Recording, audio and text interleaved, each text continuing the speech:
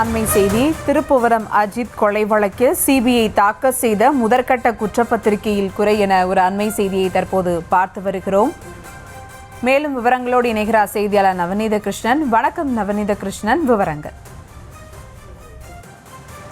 சிவகங்கை மாவட்டம் மடப்புறம் பகுதியில் இருக்கக்கூடிய கோவிலிலே பணியாற்றிய பணியாளர் அஜித்குமார் காவலர்களுடைய விசாரணையின் போது பரிதாபமாக உயிரிழந்த நிலையில் அந்த சம்பவம் பெரும் பரபரப்பை ஏற்படுத்தி இருந்தது. இந்த நிலையிலே அந்த வழக்கானது சிபிஐக்கு மாற்றப்பட்டு கிட்டத்தட்ட குற்ற சம்பவம் நடைபெற்றதாக கூறப்படக்கூடிய இடம் மற்றும் மடப்புறம் உள்ளிட்ட பல்வேறு பகுதிகளிலே சிபிஐ அதிகாரிகள் விசாரணை மேற்கொண்டு அதை ஆவணப்படுத்தினார்கள்.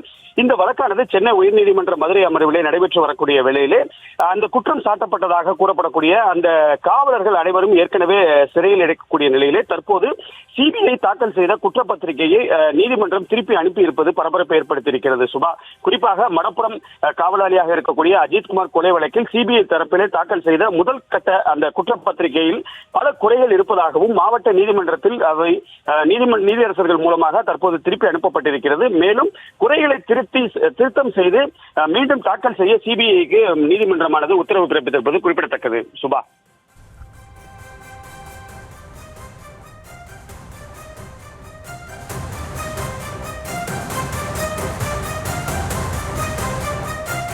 விவரங்களுக்கு நன்றி நவநீத கிருஷ்ணன்.